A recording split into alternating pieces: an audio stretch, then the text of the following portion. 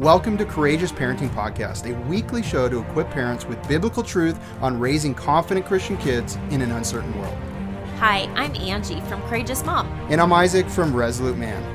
We've been married 19 years and have seen the fruit in raising our 8 kids biblically, based on the raw truth found in the Bible. We can no longer let the culture win the hearts of children. Too many children from Christian families are walking away from the faith by age 18, and it doesn't have to be this way. It shouldn't be this way. Join us as we start an important conversation about effective parenting in a fallen world. Welcome to the podcast. Thank you for watching today. I'm Kelsey Tolpin. I'm here with my beautiful mother. Normally, you guys get to see Isaac and I, but today we are interviewing our oldest daughter, Kelsey. She's home from college, and this is going to be a raw interview with our daughter as she's home. It's going to be a great episode. And so before we jump in, I thought I would just introduce her a little bit. So, Kelsey, where do you go to school? I go to Liberty University. And what year are you? I'm a sophomore. You're a sophomore, and you're working too, in addition to going to college. Want to tell us about that? At the Office of Residence Life. That's right. So you work part-time. Yeah. But you're also taking a full load at school, and you just got your grades back. Yep. You even took a final quiz the day after you flew here from Virginia to the other side of the United States. Mm-hmm. Yeah. It's a hard time. Isn't finals intense? I think that, yes, but it's harder to wait for the results of them. That's so true. That's so true. I remember that. Yes. So let's just share with people, maybe, what is your major?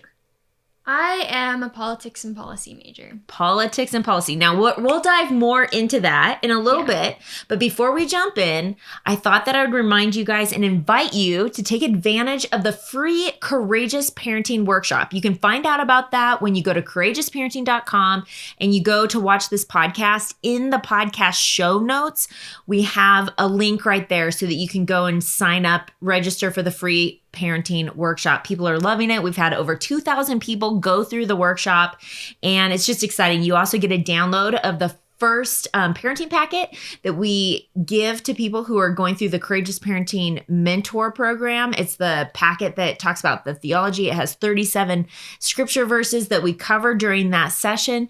And so it's a great free opportunity for you to go through it. So I want to make sure you know about that. And also, I just wanted to thank you guys. This month, actually, December, we just had our 52nd episode last week. So last week was 1 full year of podcasting. Wow. I know, right? So that was super exciting. But what's also cool is that we were able to find our way into the top 100 category on the Apple's iTunes, and that's because of you guys helping us. So if you were one of those people that decided to give a review or to do a 5-star tap, all you have to do is go to Apple and the Courageous Parenting, put us in search, and you just tap to give us 5 stars. That helped hugely because we got in the top 100, which was huge.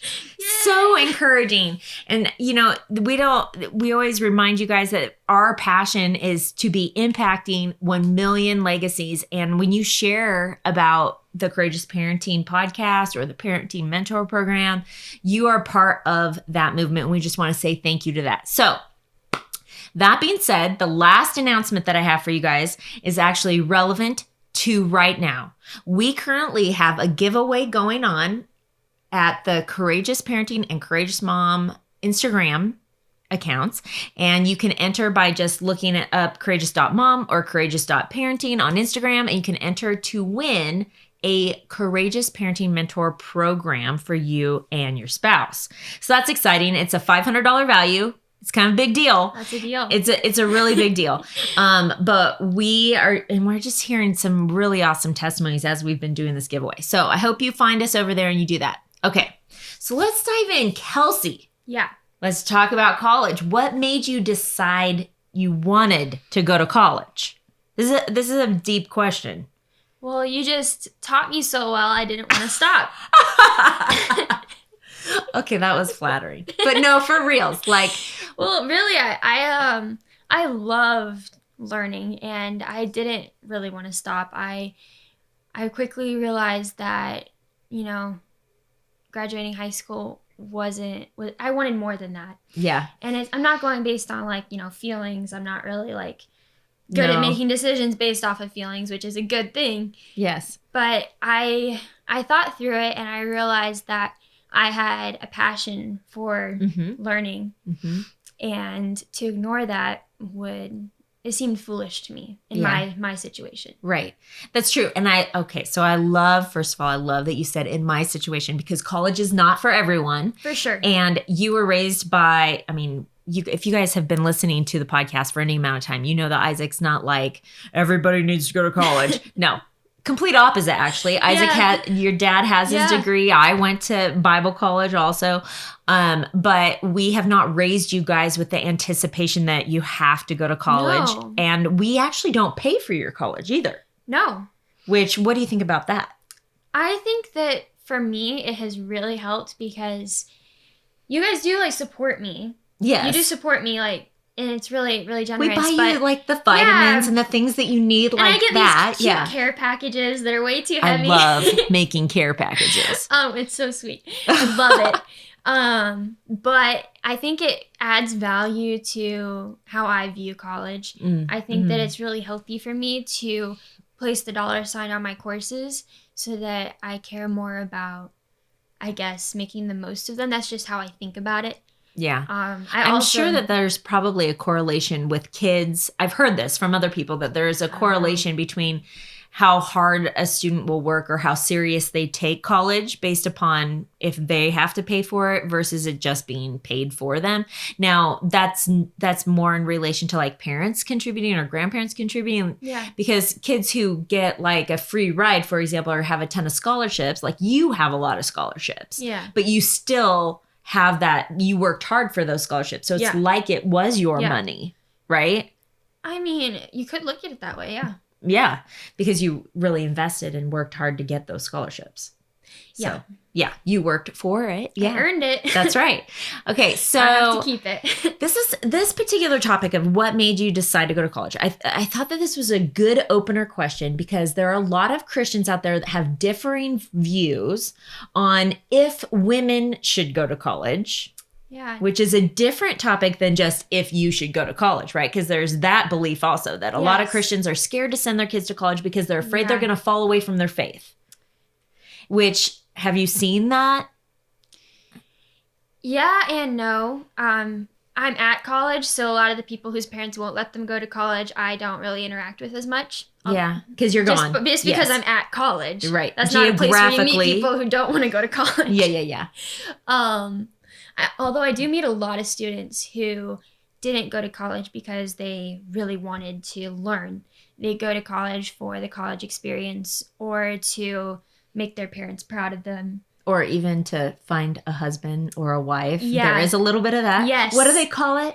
Ring by spring. Still, this is what they called it when she was in school. Yeah. And I went to Trinity Western University, so a lot of people joked about it being Trinity Bridal College, but oh my goodness. Yeah, I know. But it wasn't that way for me, and it isn't that way for you. No. We both went on purpose with a passion, and your father and I were very inquisitive about like making sure that you were going with a purpose. Yeah. And it's been a good experience for you because you have been on purpose, which is an interesting thing. Like as a Tolpin, what do you think about that? That whole concept of like, how are you different when you are on purpose and not on purpose? It's really difficult for me to be joyful when I don't feel like I'm doing something important. Or productive.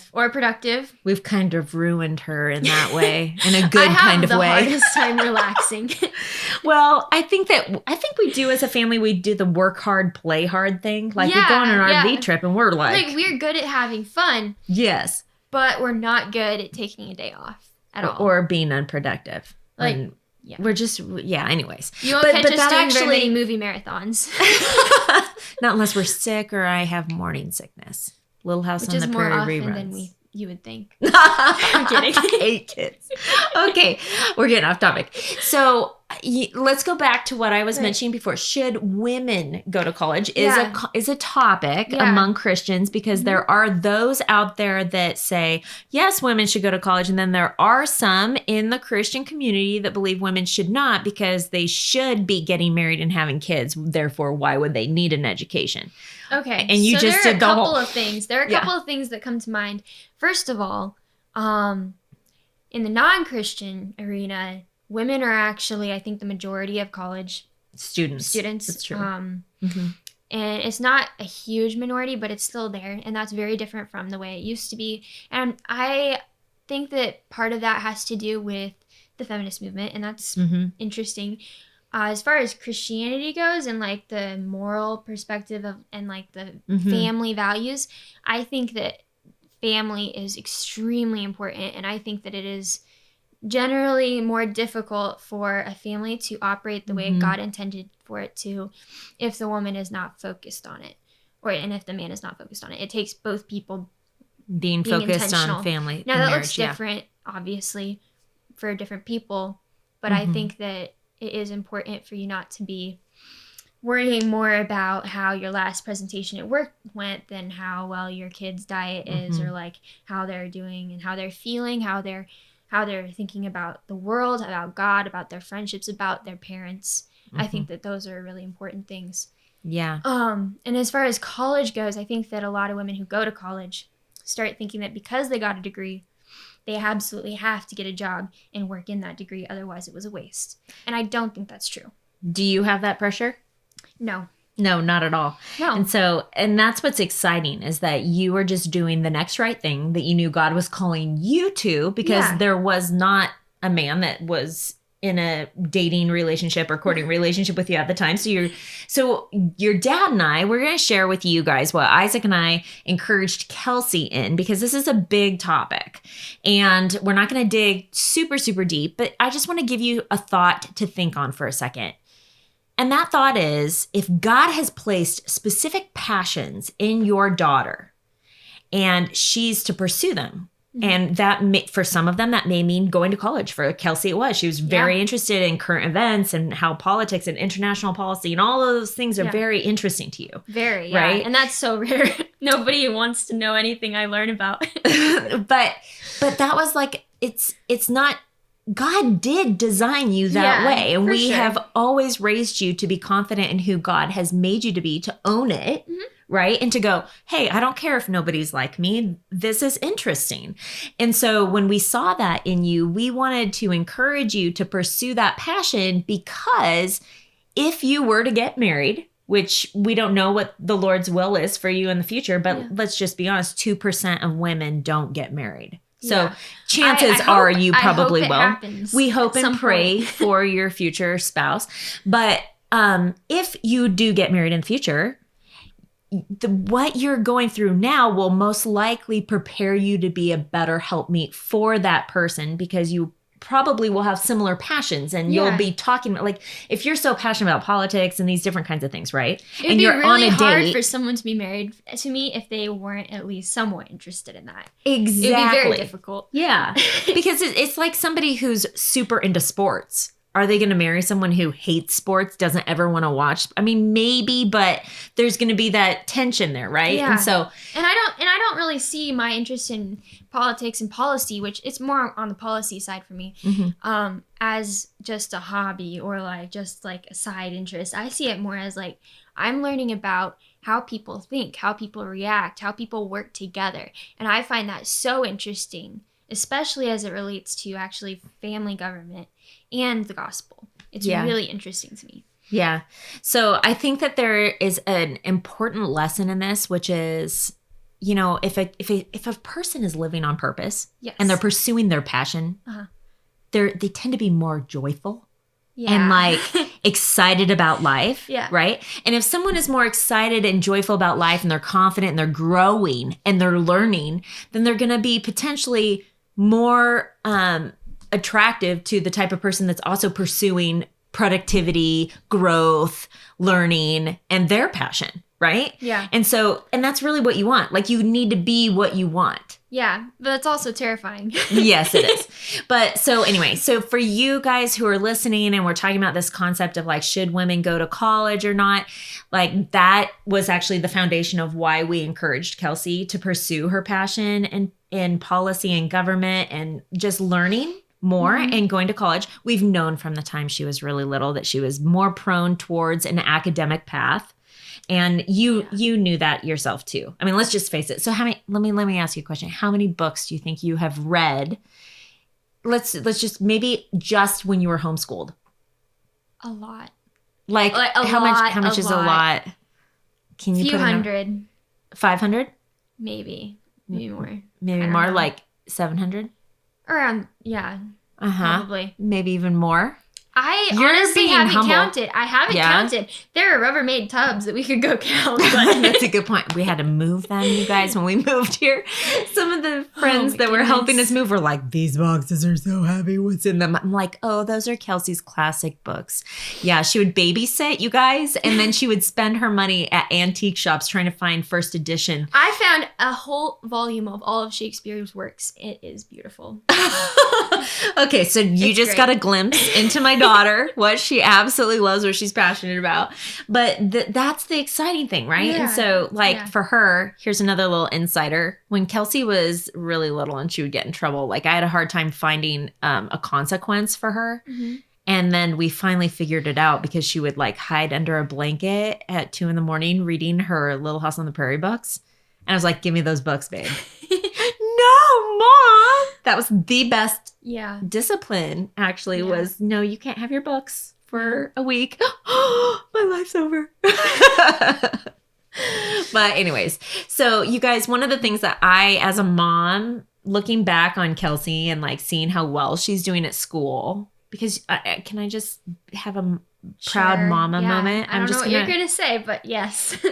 So you guys, when Kelsey was about to go to college, we were at the tail end of coming out of our financial struggle where we had over $1 million of debt from our business failure and the house that we were trying to sell so that it wouldn't foreclose, which we did sell. Yeah. And we were looking at like, wow, how we can't help her. And we had raised her knowing that if she went to school, she was going to have to work hard and pay for it and get scholarships. But now it was like really serious. Rubber meets the road. And it was a hard time for us financially. And she worked really hard and she nailed the SATs and the ACTs and got some serious scholarships. How much of your college would you say is paid for in just free money? Let's just be honest. Kind of a lot. I haven't percentage calculated wise. It. I haven't calculated not it. a digit, but I have percentage. not calculated it. But it's over 80%. Yeah. So for those of you who have many kids, or maybe you don't have many kids and you homeschool or you don't homeschool and you're just thinking, how in the world would we ever pay for a private university? Because you go to Liberty. Yeah. And guys, I'm not a genius. I worked really hard and I got an average to high score, and that's enough to get you a lot of places if you just really put effort into it. But you have to keep the scholarships too. So so then you have to keep your GPA up. Yeah. Yeah. Which was super important to you. And you actually qualified to be in the honors roll after your first semester. Mm-hmm. And you've kept it there. Yep. And now you're like tempted to dream. You're dreaming about potentially going to law school. Maybe not. We're kind of playing. So I wanted to do that for a long time. Like many years. Many years. Towards the beginning of high school is about where it started. I've thought about doing many different things, but this is the one that has stuck the longest. And I think that my desire to do it has just grown. So now you're really focused on having good grades so that you can get into a school. Yeah, I'm trying to not become obsessive, but to do my very best. Yeah. To do your best. That's what we've been talking about, right? Running the race, not competitive against other people, but just your best. And when you get a really good grade on a test, then you go, wow, I could have done better because I did do better. And you're like able to compare that to yourself, which is good. It kills me sometimes though. She gets really intense about it for sure. But I would say another purpose, another reason why we had talked about all those years when you were little, and we were talking about academics, potential of going to college. If you are blessed, Lord willing, you will be married and have kids one day. Yeah. You think you're going to homeschool? Yeah. Yes, for sure. For sure, right? And so hopefully. So this education that you're getting will only help you. I mean, obviously, any education that we have helps us to educate the next generation. Of course. And I don't want to discourage any of those homeschool moms who didn't get a college degree. Totally. Because I think that anyone is capable. Like I said, the Lord will bless any effort you put in. You need to try hard because it's an important thing to be good at, to do well at. Yeah. But you don't need to have a degree to do it. And can I just put in a plug here? My homeschooling you was very redemptive for me because I was raised in the public school system. And then when I went to college in Canada, I remember getting an F on my first essay and being like, this is so awful. This is horrible. I'm a horrible student. It was so humbling. It destroyed me. She was valedictorian in high school. Yes. And I was in honors English. And then I go to Trinity and I'm like, I think I have Shakespeare as my professor. He sounds like he's Shakespeare. Super intimidating. And I totally bombed my first essay.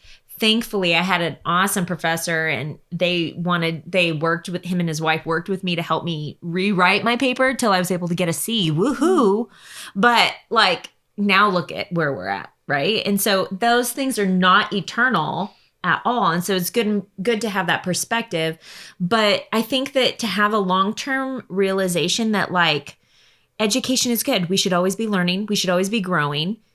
And for me, I think the majority of my education happened once I started homeschooling you. Is very, very redemptive. And it can be for you as a homeschool mom as well, if you're listening. Okay, let's move on to the next thing. Let's talk about being homeschooled in regards to being prepared for liberty. Do you think that you were ready for college? I mean, I think that it depends on how you define ready, because I think that I was as prepared to learn as I could have been. But it's not like I went in and knew everything, if that makes sense, because nobody can. Well, nobody can do that. Yeah. So, but as far as the key elements of needing to do well in college, what do you think those were? I think that Mom taught me to love to learn, which is why I have all of those hundreds of books. So that was a really huge deal. Thing. Yeah, that's really important. Knowing how to research. Yes, and also knowing how I to study. The particular homeschool community that we were a part of, because you need to have people around you that are pursuing the same goal. Like-minded. It's so helpful, really helpful. And I think that the discussions that I got to have in that class setting once a week was really beneficial to me. I learned to respectfully agree and disagree.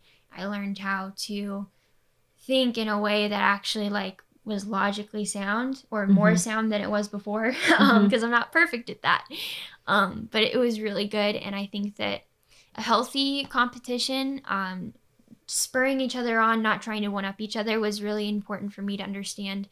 And then also the friendship through an academic setting also taught me that, as friends, we can learn together. We don't just have to, be out goofing off. Right. Going roller skating. To have your friendships founded on something that was deeper was a really powerful thing. Yeah. And it's interesting. So you guys might be, who are listening, maybe you don't know, but we started doing classical conversations when Kelsey was going to be 12. She was 12 years old, going into 7th grade at the time. And then we didn't do it your 8th grade year, but then we did through high school. And so when you were in Challenge A, we primarily did that's 7th grade, so that you could learn how to write. Because even though I had written a book, teaching somebody how to write was a whole different ball game, and I was really struggling. And you were a great reader. But I think my reading intimidated my writing. Yes, you're totally right. Because we were able to pinpoint this just through discussion, that because she had read so many amazing classical novels, she had this expectation of her writing to be that good. Mm-hmm. Which is unrealistic for anyone. Why can't I fit the word thine into this sentence without it sounding good? I'm supposed to be able to do this. I'm 12. Because you were reading Lamplighters. Whoopsies. Okay. So no, it's good. It's good that you were reading those books. And it was, honestly, you're a fantastic writer. although she thinks I'm biased, I read her papers and I'm like, oh my goodness. I want to take a moment and give you something for free, if you haven't got it already, is the Date Night One Sheet. It is a beautiful document you can download that will has some key questions on it for your date night to just get in alignment about what's most important for your family. No matter what time of year, it's always important to recalibrate. You can get that by going to courageousparenting.com and subscribing to our mailing list. Also, you can get all of our show notes and everything at courageousparenting.com.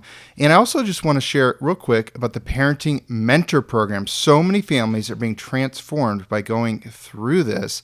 It's the 6-week self-paced program with live engagement from us and even direct interaction. So if you want to join us, here's a little bit more about it. And you can find out more at courageousparenting.com.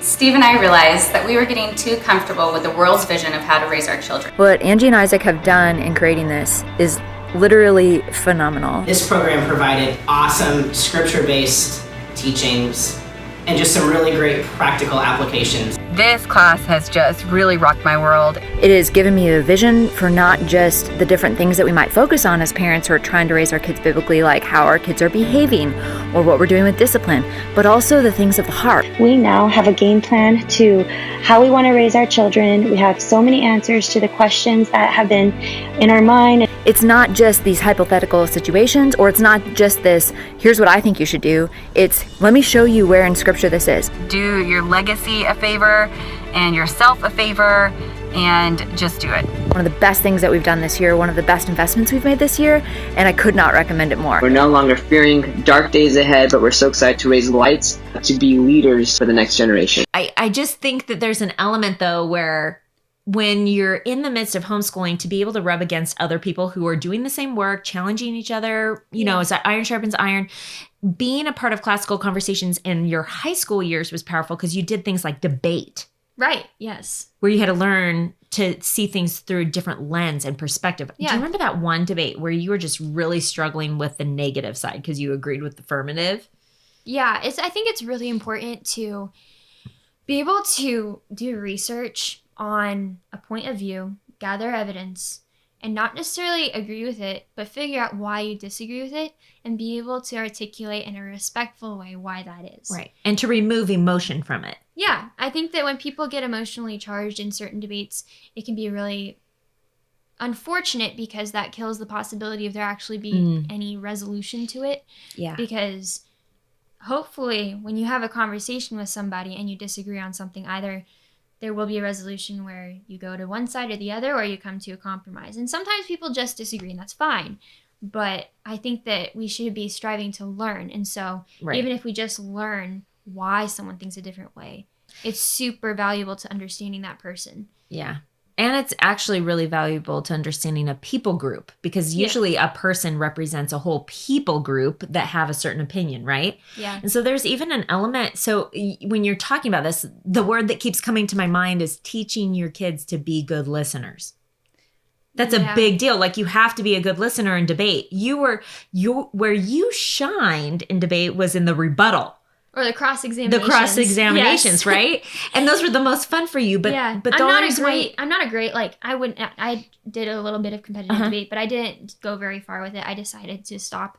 So I won't try to compare myself to all of those, like, professional or competitive debaters, but it was really beneficial. It was good. And being able to do the cross-examination, you wouldn't have been good at that aspect of it unless you were good at listening. Because you had to catch their phrases to rebuttal them, actually, right? And so this is actually a concept that starts when you're young and teaching your kids, no, you need to look at mommy, you need to listen. No, please stop talking, have self-control, you need to listen. And it's from there all the way up to listen to one another when you're communicating, when you're dealing with conflict resolution. It's actually like a great skill for all things. And so there were so many beneficial aspects to classical conversations. Yeah. The logic was really helpful. Honestly, Socratic dialogue. The philosophy strand was honestly my favorite. Yeah. Because sometimes people think that, we want our kids to think from a Christian worldview, therefore we should not try to read from philosophers that might corrupt that. But I think that people are at a higher propensity of being corrupted if they're introduced to philosophies in a way that they don't recognize. It's subtle. Like through a conversation with somebody, through watching a movie and thinking like, oh, that's how life is. And I think it's more valuable and more beneficial if you actually read the texts. Or you know what the theory is or philosophy. One of my favorite professors, Dr. Ferdon, she says, read the text negatively. And that means you read it, but you don't accept it. You like study it and try to find the things that might be wrong with it. The critical eye. Yeah, you have to be critical when you're reading, unless it's a like-minded, trustworthy type of document. Well, even then, you gotta be careful, but yes. No, it's true. It's actually interesting. Remember growing up, one of the things that Dad and I always talked about was, okay, you need to reevaluate how much are you listening to man's words versus God's word, right? Because God's word is the one thing that's trustworthy, that's sufficient, that is inerrant, but everything else has a little bit of human in it, right? And so there's opinion, there's skewed views, there's worldview, there's perspectives that actually change the way interpretation is written, right? And my courses at Liberty have just built on that, honestly. That's really cool. It's really interesting. Yeah. So, as far as what do you think helped the most regarding homeschool? If you could pick out one thing.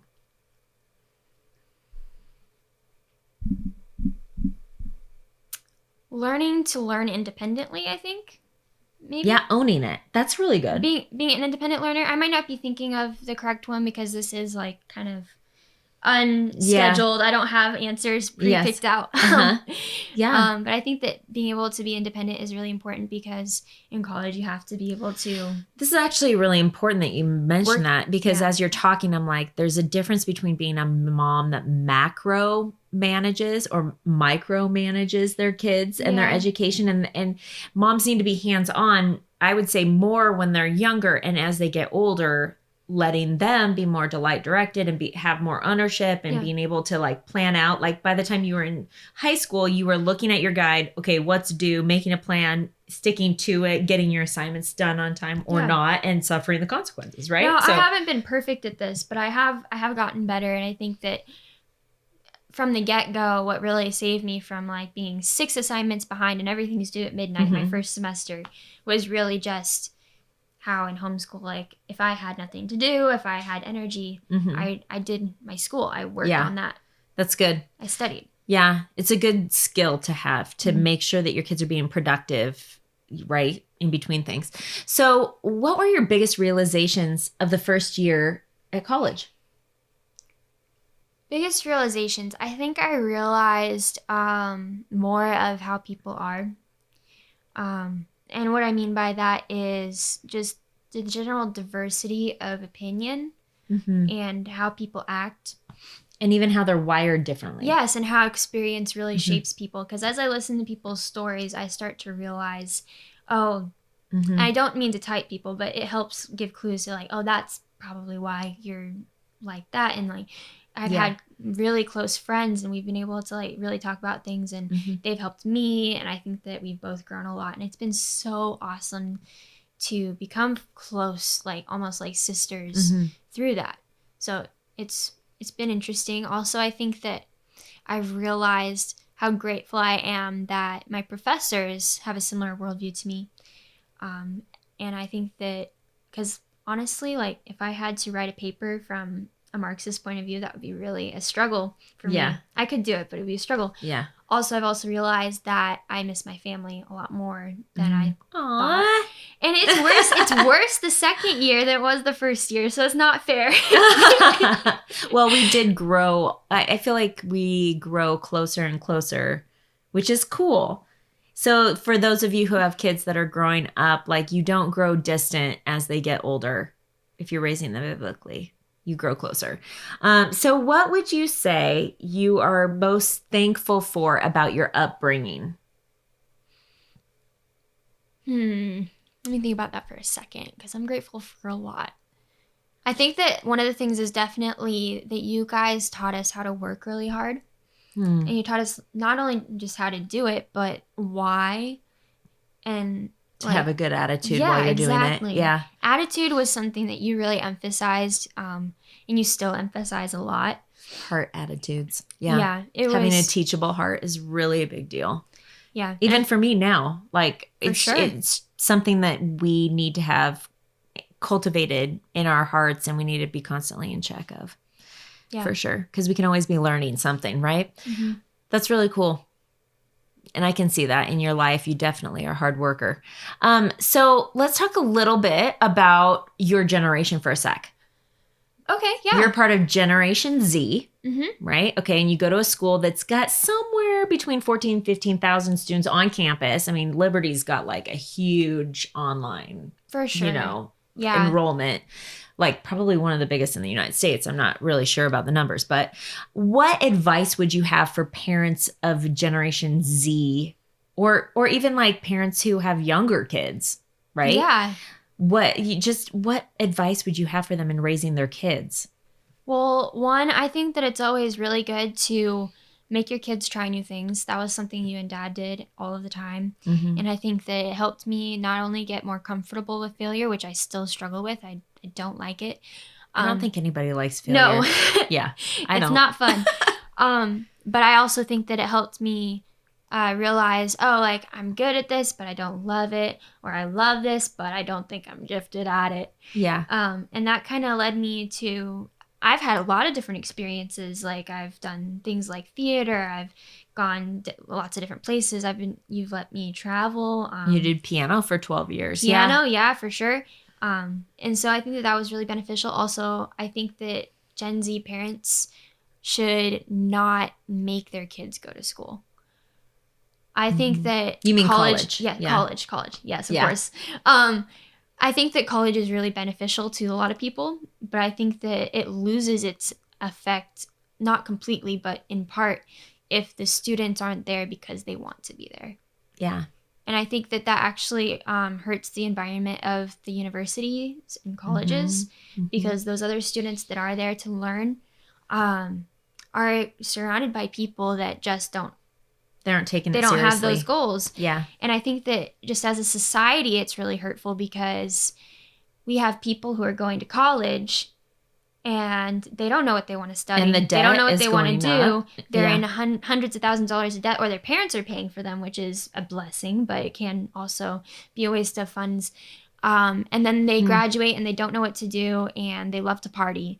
So Yeah. what is it that they do? Yeah. Right. It's kind of like they're stunted in growing up, actually. Yes. Right? Because if they weren't going to college and just like hanging out or whatever, right? Or there for the experience and not for the learning, Yeah, I think then that- it's like they're 4 years older when they have to get a job and they Yeah. don't really have a purpose. Now, the college experience, I think that different people have different interpretations of what that is based on how they thought it was for them. But the whole like partying thing, honestly, it doesn't help people. It doesn't help people at all. I think it really hurts people's academics, which can hurt how they view themselves. I think Yeah. that it can hurt how they perform in the future because their view of themselves is ruined because they think, oh, I just am a partier. I don't get A's. Yeah. And that's really sad to me because I think that, everyone is capable of, doing Right. well. Maybe not getting perfect grades, but succeeding. Yeah. in their own And way. you have a pretty great culture though at Liberty. At Liberty, it's pretty good, yes. Would you say that it's different? Well, I mean, you only have experience with Liberty. You haven't gone to any other college, but in your experience, what are the highlights of going to a Christian university or that Christian university? So I don't know that all Christian universities actually emphasize Christian living, because if we actually look at the roots of all of the schools in America, like the post-secondary schools, Harvard was originally Christian, and now it's very not Secular necessarily in its, that way. worldview. Yeah. So I think that Liberty is really amazing because the faculty, at least the Office of Spiritual Development, seems to be really motivated towards cultivating a place where students are encouraged to have community with each other. Mm-hmm. They're encouraged to have a real faith. They emphasize, have like a relationship over just a religion and just like a ritual practice. Yeah. So I think that that's really healthy, even if like, we don't always disagree. And obviously there are students there that are not necessarily saved. And I think that overall it's a good witness. I think that liberty. It's a little bit of a mini, it's a culture where it's a mini experience in the real world. Yeah, Liberty can be a bit of a bubble, but there are certain things like we have mandatory Christian service hours, 20 hours every semester. Yeah. That each student has to spend serving the community. Yeah. Or actually, there are places on campus that you can do that too. But you actually can't graduate if you don't complete those. That's kind of cool because it actually emphasizes the importance of Christian service, Christian duty. It's really just volunteer work. Like you can babysit for a Bible study. You can go help clean up downtown Lynchburg. And I think that that's really good. I think that Liberty University has a really good system of leadership. And it's really interesting. It's really a blessing to see that work out. Yeah. Cool. So let's talk about what makes you want to come home. Because it's Christmas break, you're home, and our family is a little bit unique, I guess, in some ways. You realize that more once you went to college. And what were those things actually? The things that make you guys different? Well, yeah, that kind of like you realized, oh, wow, that's totally different. Well, I think that our family is pretty different in that we're all kind of go-getters. We all like want it's kind of crazy because I could see you guys having an issue with everyone having their own idea of what they want to do today. But you guys have such a good, like, you work together pretty well. But I think that the general population, just overall, they're a lot less purposeful and intense than we are. Oh, yeah. Yeah, and I think that just might be a personality thing. I don't know. But I love it. It's like I'm around these people. It makes me so encouraged because sometimes I think I come across too strong. So then you come home and you're like, oh, my people. Yeah. They're like me. It's a safe place. It's really nice. Yeah. Nothing really beats a family that you really trust. So why does it help you to come home? What are the things that maybe help you the most? For the aforementioned reasons, yes. I think that it reminds me of who I am a little bit. So, yeah, that's true. Because I think that being away, being at college, sometimes it's easy, especially with friends, to just, move to the next thing, especially for me, because I'm so good at pushing my emotions aside. Yeah. So I just focus on the next thing. I'll go out and have fun with some friends, and then I'll focus on studying, and then, I'll start to worry about, what's going to happen with this, or something happens and I'm affected by it, but I just push it off. But when I come home, I feel like I can rest and I can talk to my parents about the thing, or you guys, about the things that have bothered me. We can talk about them. It's just so nice. It really is. Yeah, we have a lot of late night conversations, don't we, about some deep things. Like you and Dad were talking about all kinds of things tonight. I was part of the conversation at first before I got pulled into Scrabble with the younger ones, but it's it was a really healthy conversation where we were dialoguing about some deep things regarding even how student body is run and just different things. And there were some challenges, right? Where Dad was challenging you to get more involved, right? Whereas if you're not around people who believe in you, or hey, why don't you go do that? Or, you know what I mean? We try to encourage you, I guess, when you're home and we do some visioneering. Mm-hmm. That's always super exciting. We love to do that. We set out our goals in the different categories for the year. And we're about to do that again in just a week or two. We'll start looking into those and the goals that we had last year and making new ones for the next year. So that's always a really productive, it's just fun to visioneer and dream, isn't it? Yeah, it makes you more excited to wake up in the morning, honestly. At least me. To be living on purpose. I'm excited totally because the same way. I might not know exactly what I'm doing because I'm not the kind of person that plans every second of their day, but I know the general direction. I know what I want to. You need to know your why to I know my long term, which is honestly a large part of it for me. Right. I would say that long term helps me with 80% of knowing. Mm-hmm. And then what's one more reason that you like coming home? Oh, you guys are fun. We have so much fun. So relationships. Yes, of with course. the people. So obviously, I mean, I know that you love family, but we have a really amazing biblical community. Oh, yes. Right. All of the ladies and their husbands, all of my, I The guess, kids quote that you get unquote, to babysit. cousins and aunts and uncles at church. It's like great. Yeah. It's totally a different kind of situation though, right? Like they even help you remember who you are. Yeah. In a sense. No, it's just great watching to them have engage. friends that encourage me, and they've known me for a really long time. Mm-hmm. They see me, progress throughout my high school years, going to college. They try to keep in contact, and I really appreciate that. But it's so cool because they really genuinely care. They ask the hard questions. They invest time in you too. They do. It's really it's nice. Yeah, it's special. And it's great to talk to people who are a little older.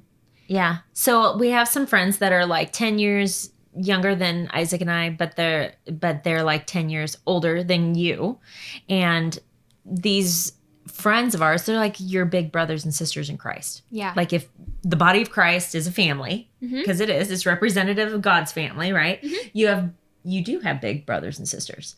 And it's cool because they get kind of protective of you and they like want to know what's going on. And it's cool because they pray for you while you're gone at school, but then you get to come home and it's like, it's exciting to have a lot of people. Family. Yeah, church family. It's great. It's true.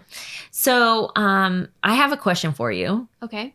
What do you think that your dad and I could have done better? Now, this is probably the question that most people will want to hear. What do you think we could have done better?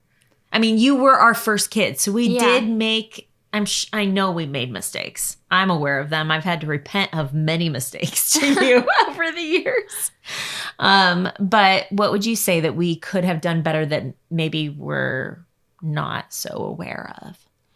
I think that we have talked a lot about stuff, so I don't know that there's anything you're actually not aware of. But I think that you could have told me no more often. And it's so funny because I hate it when people tell me no. Yes. Really dislike it. But you know it's good for you. But yeah, and looking back, I don't have any regrets about my childhood while I was living at home, obviously. Mm-hmm. I did a lot of things that maybe were unwise, but they weren't wrong. I just had a variety of experiences. Like I was in a play. I went down to California and spent 10 days at Stanford University. Doing their law and trial program. Yeah, right. Yeah. And honestly, like it was amazing. And I had some amazing friends that helped me get there. But I think that part of my headstrong spirit was kept alive through that. And a little bit, I do struggle with pride still. So we could have been tougher on you is what you're saying. We could have said no more often. Yeah. That's good for me to hear. And for those of you who have kids, it's probably weird for you to hear an older kid saying, you should have told me no more. So that's a good thing for them to hear. Yeah. Because when they get older and they're wiser, they recognize that it's actually for their benefit. Yeah. At times. But you know what? Sometimes you have to let kids figure that out on their own. Yeah, that's another thing. I don't know. I can't see things from your point of view. Maybe I needed to be stupid a couple of times. No. You weren't. I don't know if I'd use that word, but sorry. No, you're fine. The Bible uses the word stupid.